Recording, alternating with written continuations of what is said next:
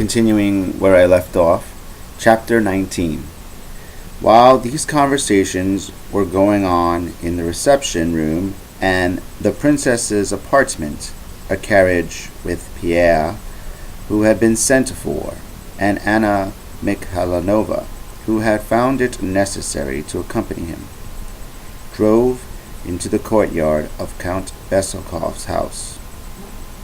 When the sound of the carriage wheels were muffled by the straw that had been strewn under the windows, Anna Mikhailovna, having turned to say a few words of comfort to her companion, realized that he was asleep in his corner and woke him up. Rousing himself, Pierre followed Anna Mikhailovna out of the carriage, and only then began to think of the interview with his dying father that lay before him. He noticed that they had been driven not to the front entrance, but to the back. As he stepped down from the carriage, two men in tradesman's dress scurried away from the entrance, and stood in the shadow of the wall. Pausing for a moment, Pierre discerned several such men in the shadows on both sides of the house. But neither Anna Mikhailovna nor the footman and the coachman, none of whom could have helped seeing these people, took any notice of them. So he decided it must be all right and follow Anna Mikhailovna, who was hurriedly ascending the narrow, dimly lit stone staircase, and calling to him as he lagged behind. Though Pierre did not understand why he had to go by the back stairs, judging by Anna Mikhailovna's assurance and haste, he concluded that it was undoubtedly necessary. Halfway up the stairs, they were almost knocked down by some men carrying pails, who came running downstairs, their boots clattering. They pressed close to the wall to let Pierre and Anna Mikhailovna pass, showing not the least surprise at seeing them there.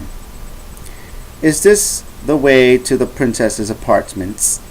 Anna Mikhailovna inquired. "Here," answered the footman in a bold, loud voice, as if anything were permissible now. "The door on the left, ma'am." "Perhaps the count didn't send for me," said Pierre, when he reached the landing. "I better go to my own room." Anna Mikhailovna had stopped to wait till Pierre caught up with her. "Ah, mon ami," she said, laying her hand on his arm with the same gesture she had used with her son earlier in the day. "Believe me, I am suffering as much as you are, but be a man." "Really? Hadn't I better go?" he asked, amiably peering at her over his spectacles. "Ah, mon ami, forget the wrongs that may have been done you. Think that he is your father. Perhaps in the agony of death." She sighed. "I have loved you like a son from the first. Trust in me, Pierre. I shall not forget your interest." Pierre did not understand what she was talking about, but again felt, and even more strongly than before, that all this had to be, and he submissively followed Anna Mikhailovna, who was already opening a door. The door led into the back vestibule. An old manservant of the princess sat in a corner, knitting a stocking. Pierre had never been in this part of the house, had never even suspected the existence of these rooms. Anna Mikhailovna asked the maid, who was hurrying past them with a decanter on a tray, about the princess's health, addressing her familiarly as "my dear," and drew Pierre farther along the stone passage. The first door on the left led into the princess's apartments. In her haste, the maid with the decanter had not closed the door. Everything in the house was being done in haste at that moment. As they passed, Pierre and Anna Mikhailovna involuntarily glanced into the room where Pierre Vasily and the eldest princess were talking. Seeing them, Prince Vasily started and fell back into his chair. The princess jumped up and with a violent gesture slammed the door with all her might. This action was so unlike her usual composure and the expression of dismay on Prince Vasíli's face was so out of keeping with his dignity that Pierre stopped and looked over his spectacles at his guide. Anna Mikhalovna showed no surprise. She only smiled faintly and sighed, as if to say that this was just what she expected it. "Be a man, mon ami. I shall be looking after your interests now," she said in response to his look of inquiry, and went more rapidly along the passage. Pierre could not understand what this was about, and still less what looking after his interests meant, but he felt that it all had to be. From the passage they went into the dimly lit hall adjoining the Count's antechamber. This was one of the cold, sumptuous rooms that Pierre knew only from the front entrance. But even in this room there now stood an empty bathtub, and water had been spilled on the carpet. A server and a cantor with a censer walked past on tiptoe, paying no heed to them.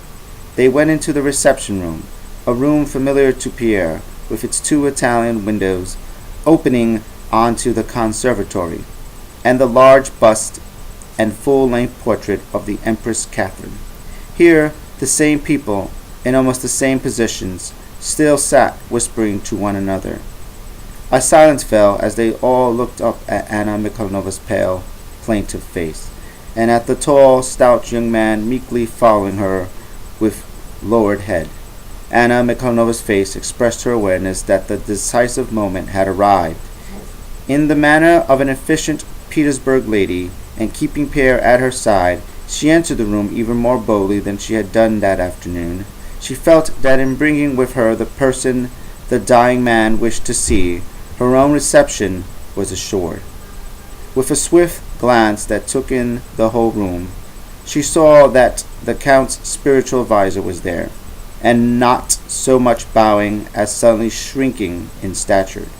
She glided up to him with her ambling gait, and reverently received his blessings and that of another priest. "Thank God we are in time," she said to one of them. "We in the family have been in such trepidation. This young man is the Count's son," she added softly. "A terrible moment." She went up to the doctor. "Cher doctor," she said to him, This young man is the Count's son. Is there any hope?"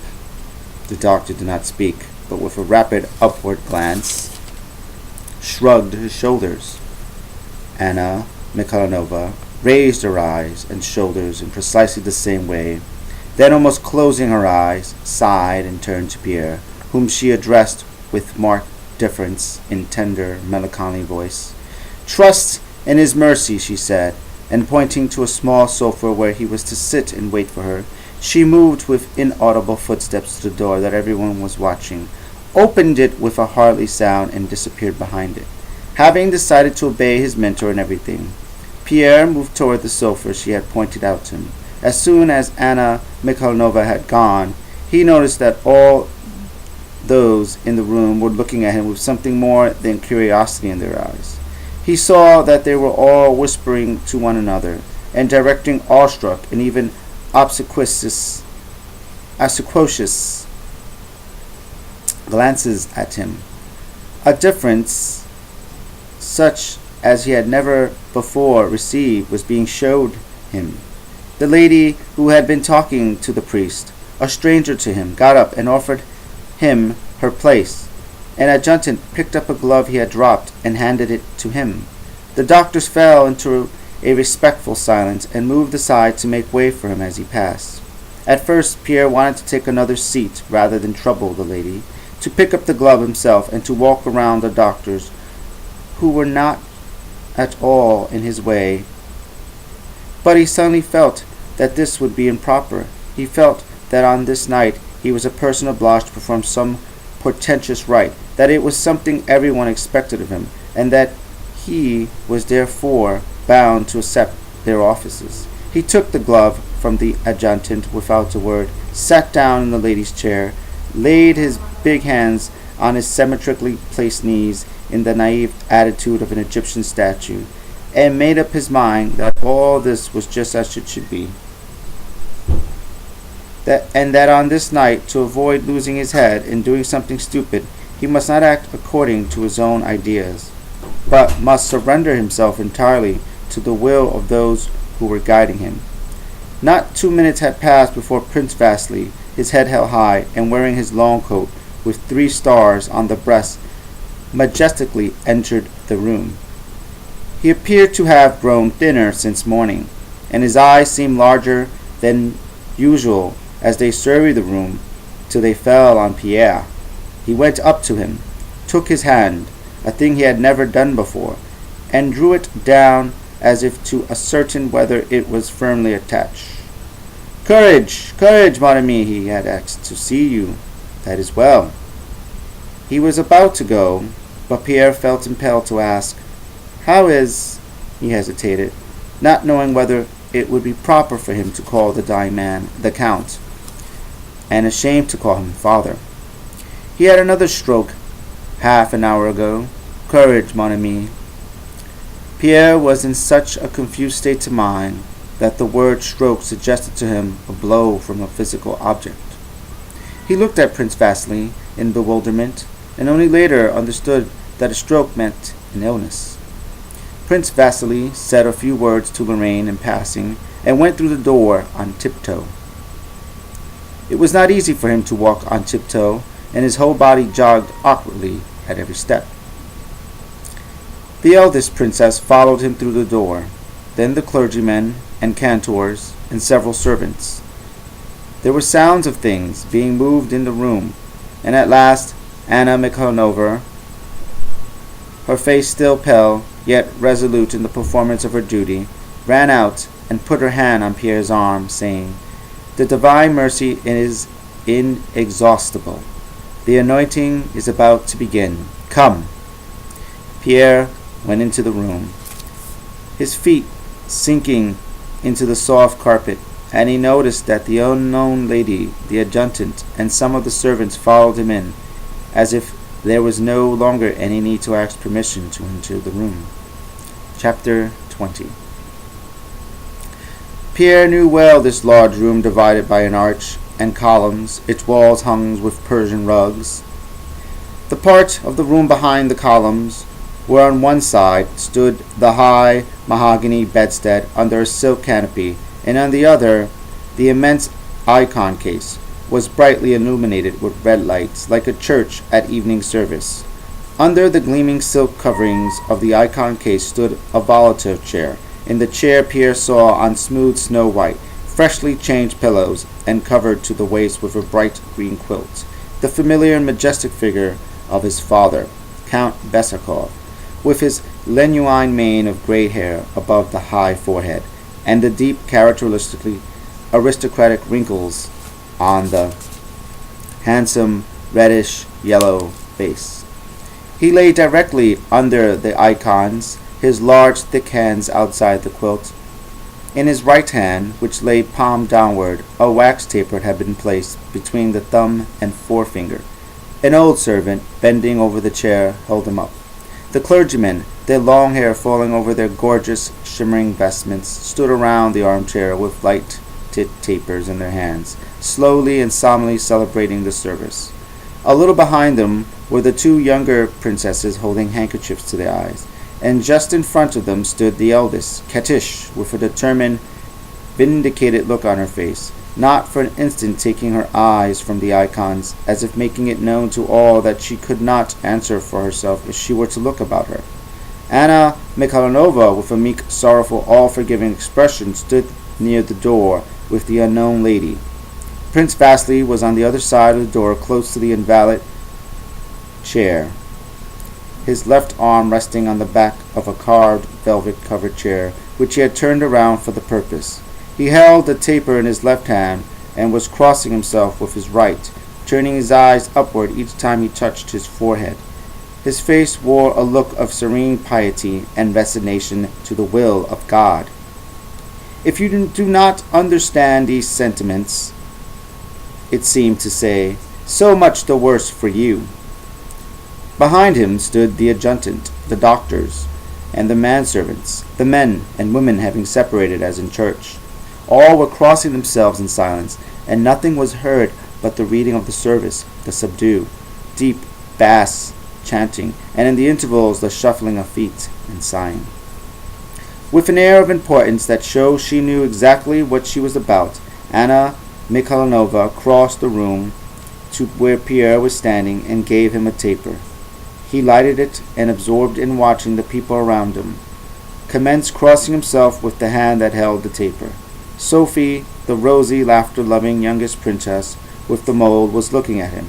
She smiled and hid her face in her handkerchief for a long time, but when she looked up and saw him, she again began to laugh.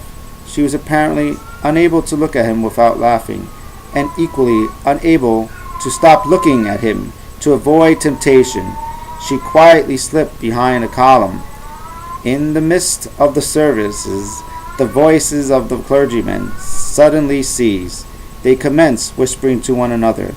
The old servant, who was holding the count's hand, turned and said something to the ladies. Anna Mikhalovna stepped forward, bent down to the sick man, and beckoned to Lorraine behind her back.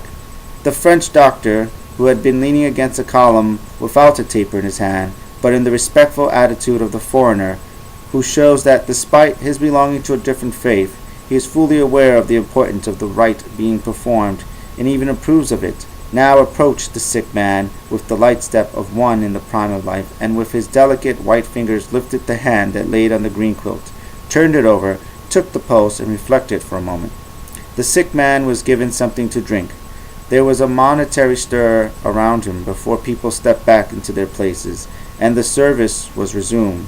During this interruption, Pierre noticed that Prince Vasily came from behind the chair on which he had been leaning, and with that same air of knowing what he was about, and so much the worse for those who did not understand, he went not to the sick man, but passed his chair to the eldest princess, and together they moved to the far end of the room, to the high bedstead under the silk canopy. From there they disappeared through a back door, returning separately to their places before the end of the service. Pierre paid no attention to this occurrence, then to the rest of what went on, having made up his mind that all that happened that evening must inevitably be as it was. The chanting ceased, and the voice of a priest was heard congratulating the sick man on having received the sacrament. The count lay as still and lifeless as before. There was a flurry of footsteps and whispering around him, Anna Mikhalovna's voice rising sharply above the others. Pierre heard her say, "Certainly he must be moved on to the bed. There it would be impossible." The sick man was so surrounded by doctors, servants, and the princess that Pierre could no longer see the reddish-yellow face with the grey mane above it, which, while seeing other faces as well, he had not lost sight of for an instant during the service. He judged by the cautious movements of those surrounding the chair that they had lifted the dying man and were moving him. "Hold on to my arm or you'll drop him," he heard one of the servants say in a frightened whisper. "Lower! Another one here!" Two others exclaimed, and the heavy breathing and shuffling footsteps became more rapid, as if the weight they were carrying was too much for them. As the bearers passed him, Anna Mikhalovna among them, the young man caught a momentary glimpse over their heads and backs the dying man's great, stout, uncovered chest, the fleshy shoulders, which were pushed up by those who held him under the armpits, and the grey curly Leon head. This head, with its singularly high forehead and cheekbones, its handsome, sensual mouth, and cold, august gaze, had not been disfigured by the approach of death. It was just as Pierre remembered it from 3 months before, when the count had sent him to Petersburg, but now it dangled, helplessly swaying with the uneven steps of the bearers, and the cold, impassive gaze did not focus on anything.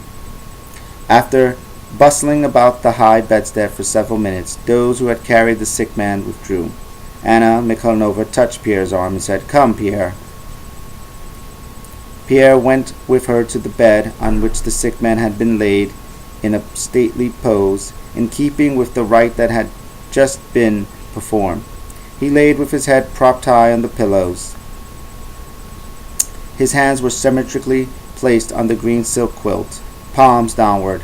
When Pierre approached, the Count looked directly at him, but with a gaze the intent and significance of which no man could have fathomed. Either it meant absolutely nothing more than having the eyes one must look somewhere, or it was charged with meaning. Pierre hesitated, not knowing what to do, and glancing quietly at his guide. Anna Mikhalovna made a hurried sign with her eyes in the direction of the sick man's hand, at the same time puckering her lips as if to send a kiss in that direction. Cautiously craning his neck to avoid disarranging the quilt, Pierre followed her prompting and pressed his lips to the big boned, fleshy hand. Neither the hand nor a single muscle of the Count's face stirred.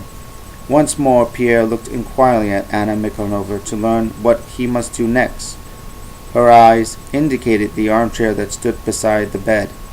Pierre obediently sat down, his eyes still asking if he were doing the right thing. Anna Mikhalovna nodded approvingly. Pierre again assumed the naively symmetrical pose of an Egyptian statue, as if trying to compensate for his stout, ungainly body taking up so much room by looking as small as possible. He glanced at the Count. The Count was still gazing at the spot where Pierre's face had been before he sat down. The expression of Anna Mikhalovna's face showed her awareness of the touching solemnity of these last moments between father and son. This lasted about 2 minutes, which to Pierre seemed an hour. Suddenly the strong muscles and lines of the Count's face began to twitch. The twitching increased. The handsome mouth was distorted. Only then did Pierre realize how near death his father was, and from that contorted mouth came a hoarse, indistinct sound. Anna Mikhalovna looked intently into the sick man's eyes, and trying to ascertain what it was he wanted, pointed first to Pierre, then to his drink, spoke Prince Vasíli's name in the inquiring whisper, and finally pointed to the quilt. The sick man's eyes and face showed impatience. He made an effort to look at the servant who stood constantly at the head of his bed. "He wants to be turned to the other side," whispered the servant, getting up to turn Count Heavy's body toward the wall. Pierre rose to help him. While the Count was being turned over, one arm lay inert behind him, and he made a vain attempt to pull it forward. Whether he had noticed the look of horror with which Pierre regarded that lifeless arm, or whether some other thought had flashed through his expiring brain at that moment, he looked at the intractable arm, at Pierre's horrified expression, and again at the arm, and there appeared on his face a feeble, piscious smile, which was incongruous with his features and seemed to deride his impotence. At the sight of this smile, Pierre felt an unexpected quivering in his breast, and a tickling in his nose, and tears dimmed in his vision. The sick man was turned on his side, with his face to the wall. He sighed. "He has fallen into a doze," said Anna Mikhalovna, noticing that one of the princesses was coming to take her turn at the bedside. "Let us go." Pierre went out. Chapter 21. There was no one else in the reception room except Princess Vasíli and the eldest princess, who were sitting under the portrait of the Empress Catherine in eager conversation. As soon as they saw Pierre and his companion, they fell silent. Pierre thought he saw the princess hide something as she whispered, "I can't bear the sight of that woman." "Katish has had tea served in the petit salon," said Prince Vasíli to Anna Mikhalovna. "Go and take something, my poor Anna Mikhalovna, or you will not hold out." To Pierre he said nothing, but merely gave his arm a sympathetic squeeze below the shoulder. Pierre and Anna Mikhalovna went into the little drawing room. There is nothing like a cup of this excellent Russian tea to restore one after a sleepless night, Lorraine was saying with an air of restrained animation, as he stood sipping tea from a delicate, handless Chinese cup before a table on which tea and a cold supper had been laid in the small circular drawing room. All who were in Count Besiko's house on that sad night had gathered around the table to fortify themselves. Pierre remembered very well this little circular drawing room with its mirrors and small tables. When balls had been given in the house, Pierre, not knowing how to dance, had liked sitting in this little middle room, watching the ladies in their ball gowns and diamonds and pearls on their bare shoulders as they passed through and surveyed themselves in the brilliant lighted mirrors that multiplied their reflections. Now, in the middle of the night, that same room was dimly lighted by 2 candles. The tea things stood in disorder on one of the little tables, and a sober, heterogeneous group of people sat talking in whispers, showing by every word and gesture that they were not unmindful of what had happened and was yet to happen in the bedroom. Pierre did not eat anything, though he would very much have liked to. He looked inquiringly at his mentor and saw that she was leaving the room on tiptoe, going back to the reception room where Prince Vasily and the eldest princess had remained. Pierre assumed that this too had to be, and after hesitating for a moment followed her. He found Anna Mikhalovna standing beside the princess. Both were talking in excited whispers. "Permit me to be the judge, madam. What must and what must not be done," said the princess, apparently in the same exaggerated state as when she had slammed the door to her room. "But my dear princess," replied Anna Mikhalovna in a sweet, persuasive tone, at the same time blocking the way to the bedroom and preventing the princess from passing, "wouldn't it be too much for dear uncle at such a moment, just when he needs repose, to talk of worldly matters at a time like this, when his soul has been prepared?" Prince Vasily was seated in an armchair in his customary posture with his legs crossed. His cheeks were twitching violently, and when they relaxed his face looked heavy-jawed, but he had the air of a man little concerned with what the 2 ladies were saying. "Come, my dear Anna Mikhalovna, let Katish do as she sees fit. You know how fond the Count is of her." "I don't even know what it is in this document," said the princess to Prince Vasily, indicating the inlaid portfolio she held in her hands. "All I know is that the real will is in his desk, and this is just a paper that has been forgotten." She tried to pass Anna Mikhalovna, who sprang in front of her again, barring her way. "I know, my dear kind princess," and Anna Mikhalovna seized the portfolio in such a firm grasp that it was clear she would not readily relinquish it. "Dear princess, I beg you, implore you, to have pity on him. Je vous en conjure." The princess was silent. All that was heard was the sound of their struggle for the portfolio. But there could be no doubt that if the princess were to speak, her words would be anything but flattering to Anna Mikhalovna. Though the latter held on tenaciously, her voice lost none of its soft, syrupy quality. "Pierre, come here, my dear boy. I think he will not be out of place in a family council. Am I not right, Prince?" "Why don't you speak, mon cousin?" shrieked the princess suddenly, and so loudly that those in the drawing-room heard her and were alarmed. "Why do you remain silent when an outsider takes it upon herself to interfere and make a scene on the very threshold of a dying man's room? Shamir!" she hissed viciously, tugging with all her might at the portfolio. But Anna Mikhalovna moved forward a step or 2 and tightened her grip on the portfolio.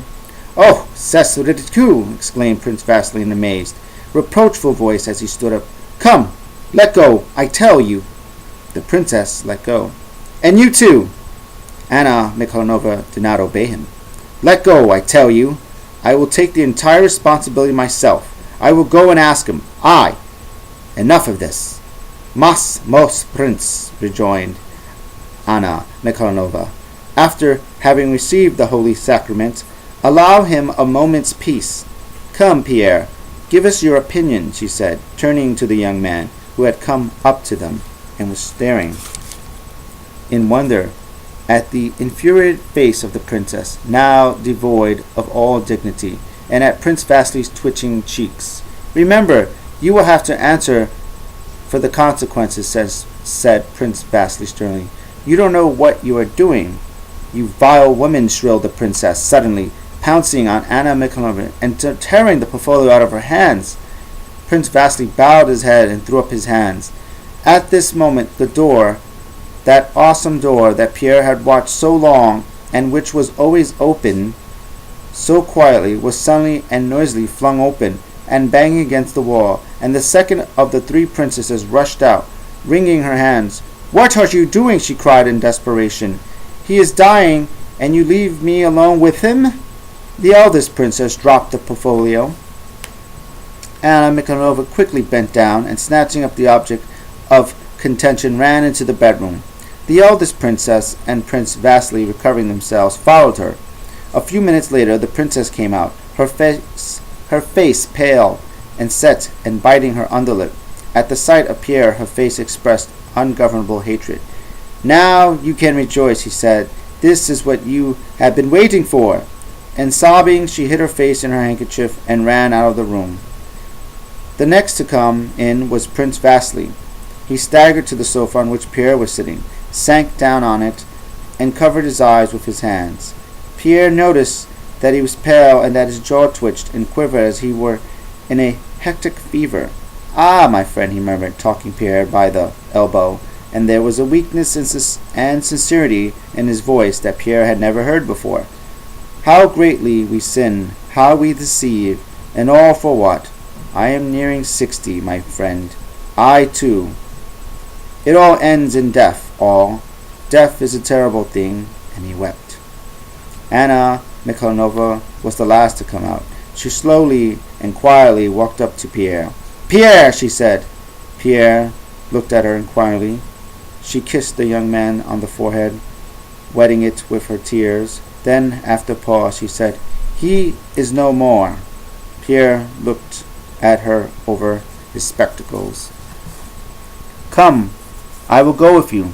Try to weep. Nothing brings such relief as tears." She led him into the dark drawing room, and Pierre was glad that no one could see his face. Anna Mikhalovna left him, and when she returned, he was fast asleep, his head on his arm. Next morning, Anna Mikhalovna said to Pierre, "Oui, mon cher, it is a great loss for us all, not to speak of you, but God will sustain you. You are young, and you are now, I trust, the possessor of an immense fortune. The will has not yet been opened. I know you well enough to know that this will not turn your head, but it will impose duties on you, and you must be a man." Pierre was silent. "Perhaps later I may tell you, monsieur, that if I had not been here, God knows what would have happened. You know, Uncle promised me only the day before yesterday not to forget Boris, but there wasn't time. I hope, mon cher ami, that you will carry out your father's wish." Pierre understood nothing of all this, and shyly blushing, looked at Princess Anna Mikhalovna in silence. After her talk with Pierre, Anna Mikhalovna returned to the Rostovs and went to bed. On waking in the morning, she told the Rostovs and all her acquaintances the details of Count Besukov's death. She said that Count had died as she herself would wish to die, that the end was not only moving but edifying, and that the last meeting between father and son had been so touching that she could not recall it without tears, and could not say who had behaved better during those awful moments. The father, who had remembered everything and everyone at the end, or Pierre, who was pitiful to behold. So grief-stricken was he, though he had tried to conceal it in order not to distress his dying father. "It is painful," she concluded in French, "but it does one good. It elevates the soul to see such men as the old Count and his worthy son." She told them, too, of the behavior of the eldest princess and Prince Vasily, but of this she spoke disapprovingly and in whispers as if under the seal of secrecy. Chapter 22. At Bald Hills, the estate of Prince Nikolai Androvich Balameski, the arrival of the young Prince Andrea and his wife was expected daily, but this expectation did not accept his regular routine of life in the old princess's household. Ever since he had been exiled to his estate during the reign of Paul, General-in-Chief Prince Nikolai Androvich, known in society as the King of Prussia, had remained at Bald Hills with his daughter, Princess Marya, and her companion, Mademoiselle Borin. Although in the new reign he had been granted permission to go to the capitals, he continued to live in the country, saying that if anyone wished to see him, he could travel the 150 versts from Moscow to Bald Hills. That for his part, he needed no one and nothing. He maintained that there was only two sources of human vice, idleness and superstition, and only two virtues, industry and intelligence. He himself took care of his daughter's education, and to develop in these two cardinal virtues, gave her lessons in algebra and geometry, and regulated her life so that she was ceaselessly occupied. He too was continually busy writing his memoirs, solving problems in higher mathematics, turning snuff boxes on his lathe, working in the garden, or supervising the building that was continually in progress on his estate. Since regularity is the prime condition for work, regularity was carried out to the highest degree of exactitude in the prince's way of life. He always came to the table under precisely the same conditions, and not only at the same hour but at the same minute, with those about him. From his daughter to his servants, he was sharp and invariably demanding, so that without being cruel, he inspired a degree of awe and respect that even the most obdurate of men would not have aroused. Despite the fact that he was in retirement and now had no influence whatever in political affairs, every official in the province in which his estate laid considered it his duty to call on the prince, and waited in the lofty anteroom, just as the architect, the gardener, or Prince Marya did, till at the appointed hour he appeared. And everyone sitting in that room experienced the same feeling of respect and even fear when the enormously high door to the study opened, and there appeared the figure of an elderly man of rather small stature, with small withered hands, a powdered wig, and bushy grey eyebrows, which, when he scowled, sometimes hid the glint in his shrewd, youthfully sparkling eyes. On the morning of the day that the young people were to arrive, Princess Marya, as usual, entered the anteroom at the time appointed for the morning greeting, crossed himself in trepidation, and said a silent prayer. Every day she went in to see her father, and every day she prayed that this daily interview might come off well. An old manservant with powdered hair, who was sitting in the anteroom, quietly rose and whispered, "Please go in." The steady hum of a laugh was heard through the door.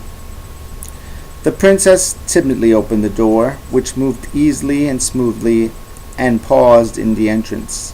The prince, who was at his lap, glanced up and went on with his work. The enormous study was full of things that were obviously in constant use. A large table covered with books and plans, tall bookcases with keys in their glass doors, another table high enough to write on when standing, on which there was an open exercise book, a lath with tools ranged beside it, a scattering of shavings. All these bespoke a continuous, varied, and orderly activity. From the movements of his small foot in its silver-embroidered tattered boots, and the firm pressure of his lean, sinewy hand, it was apparent that the prince still possessed the tough, indomitable vigor of a hardy old age. After a few more turns of the lathe, he removed his foot from the pedal, wiped the chisel, dropped it into the leather pouch attached to the lathe, and going to the table, summoned his daughter to him. He never blessed his children, so he simply offered her his bristly, as yet unshaven cheek, and in a stern tone, but with a tenderly attentive look, said, "You're well. All right, then sit down." He took an exercise book with geometry lessons written in his own hand, and drew up a chair with his foot. "For tomorrow," he said, quickly finding the page and making it from one paragraph to another with his horny fingernail. The princess bent over the exercise book on the table. "Wait, there's a letter for you," said the old man, taking a letter addressed in a woman's hand from a pouch hanging above the table, onto which he threw it. At the sight of a letter, red blotches appeared on the princess's face. She quickly took it and bent her head over it. "From Heloise?" asked the prince, with a cold smile that showered his yellow, still, sound teeth. "Yes, it's from Julie," replied the princess, timidly glancing at him with a faint-hearted smile. "2 more letters I'll let pass, but the third I shall read," said the prince sternly. "I'm afraid you write a lot of nonsense. The third I shall read." "Read this if you like, mon Pierre," said the princess, blushing still more as she held out the letter. "The third, I said, the third," snapped the prince, and pushing away the letter and leaning his elbows on the table, he drew toward him the exercise book containing geometry figures. "Now, madam," the old man began, bending over the book close to his daughter, and placing an arm on the back of her chair so that she felt encompassed by the acrid smell of old age and tobacco which she had long associated with her father. "Now, madam, these triangles are equal. Please observe angle ABC." The princess darted a tremulous glance at her father's glittering eyes, so near to her. The red blotches transfused her face, and it was plain that she understood nothing of what he was saying, and was so intimidated that her fear would prevent her from understanding any of her father's subsequent explanations, however clear they might be. Whether it was the fault of the teacher or the pupil, the same thing happened every day. The princess's eye grew dim. She could neither see nor hear anything, and was conscious only of the nearness of her father's stern, dry face, of his breath, of his odor, and she could think only of getting away from the study as quickly as possible and trying to understand the problem in the quietude of her own room. The old man would lose his temper and push back his chair with a clatter, draw it up to the table again, and although he did his utmost to control himself and avoid flying into rage, he almost invariably became vehement, upbraided her, and sometimes flung the exercise book away. The princess gave the wrong answer. "Now, if that isn't stupid," cried the prince, pushing the book aside and abruptly turning away. He instantly stood up, paced the room, then came back and lightly touched his daughter's hair, and sat down again, drawing up the chair, and went on with the explanation. "This won't do, princess, it won't do," he said, when the princess, having picked up the exercise book with the next day's lessons, prepared to go. "Mathematics is a great pursuit, madam, and I do not want you to be like all our inane women. Get used to it. You'll like it." He patted her cheek. "It will drive the nonsense out of your head." She tried to go, but he stopped her with a gesture and took a new uncut book from the high table. "And here, your Helos has sent you some sort of key to the mysteries religious, but I don't interfere with anyone's belief. I looked through it. Take it. We'll go along. Well, go along now. Go on." Princess Marya went back to her room with the sad, apprehensive look that rarely left her, and made her plain, sickly face even plainer. She sat down on her writing table, which was cluttered with miniature portraits and strewn with books and papers. The princess was as disorderly as her father was orderly. Putting down the exercise book, she impatiently opened the letter. It was from her most intimate friend from childhood, that same Julie Karagina who had been at the Rostovs' name-day party. Julie wrote in French, "Dear and precious friend, what a dreadful, frightful thing is separation. Though I keep telling myself that half my life and happiness resides in you, that in spite of the distance that separates our hearts, are united by invisible bonds, my heart rebels against fate, and despite the pleasures and distractions that surround me, I cannot overcome a certain secret sadness that I have felt deep in my heart ever since we parted. Why are we not together as we were in the summer, in your big study, sitting on the blue sofa, the confidential sofa? Why cannot I now, as 3 months go, draw a fresh moral strength from that calm, gentle, penetrating look of yours? A look I love so much and seem to see before me as I write." Having read thus far, Princess Marya sighed and glanced into the pier glass that stood on her right. The glass reflected a thin face and a weak, uncomely body. Her eyes, always sad, now gazed with particular hopelessness at the reflection in the glass. "She flatters me," thought the princess, turning back to the letter. But Julie did not flatter her friend. The princess's eyes, large, deep, and luminous, at times rays of warm light seemed to radiate from them, were really so beautiful that very often, in spite of the plainness of her face, they gave her an allure greater than beauty. But the princess never saw the lovely expression of her own eyes, the look they had when she was not thinking of herself. As with everyone, her face assumed an unnaturally strained, ugly expression as soon as she looked in the glass. And I'm going to leave it off there. Thank you for watching. Please subscribe. You give it a thumbs up or a thumbs down. Leave a comment below or just keep looking, and I'll see you in the next episode. Bye.